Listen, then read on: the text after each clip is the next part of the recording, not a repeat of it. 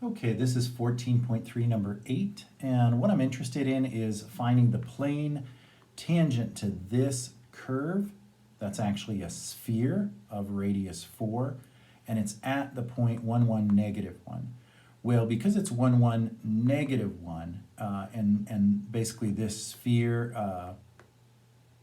this sphere has an upper half and a lower half. So this is a lower half. So when I go to solve for z, it's going to be z is equal to negative the square root of 2x squared plus 3y squared minus 4.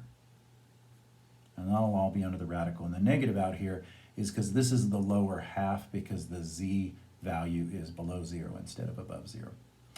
Okay, well, that's the function. Now I want its two partials. So I want the partial of z with respect to x. And what that's equal to is, of course, this is a chain rule. So the first thing I need to do is say negative, and it's this whole thing. Actually, let's put in the 1/2 minus 1/2, because I'll bring down the 1/2. And then it'll be this entire quantity, 2x squared plus 3y squared minus 4, all to the minus 1/2. And then I'll multiply by the partial derivative inside, and that's just 4x. And then now I want to evaluate that. I want to evaluate that at the point 1, 1. So now, evaluated at 1, 1, x would be equal to 1, so this will be 2, and this will be 3. So 2 plus 3 is 5, minus 4 is 1. So this whole thing will just return 1, to the negative 1/2 is still 1. X will be 1, so this will be 4 times 1 times negative 1/2. So that's negative 2.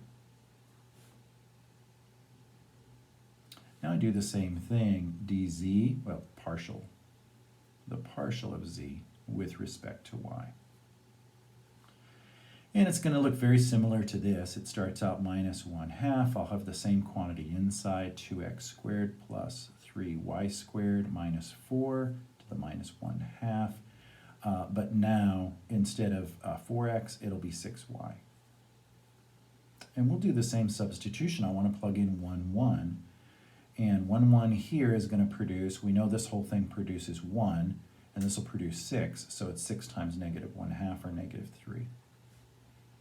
Well, now I can write the normal vector. The normal vector, of course, is equal to the fx, negative 2, times the fy, negative 3, and then the third component is negative 1.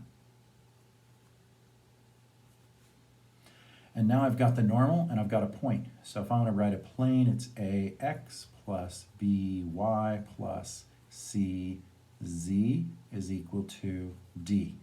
I can solve for d right now by plugging everything in. So it's going to be negative 2 times 1 minus 3 times 1 minus 1 times negative 1 equals d. So let's add that up.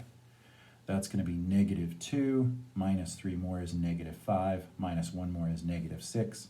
So d equals negative 6.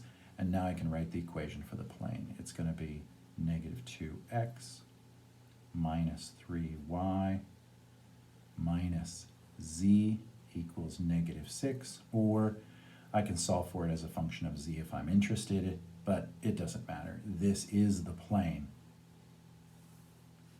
that is tangent to this curve through this point.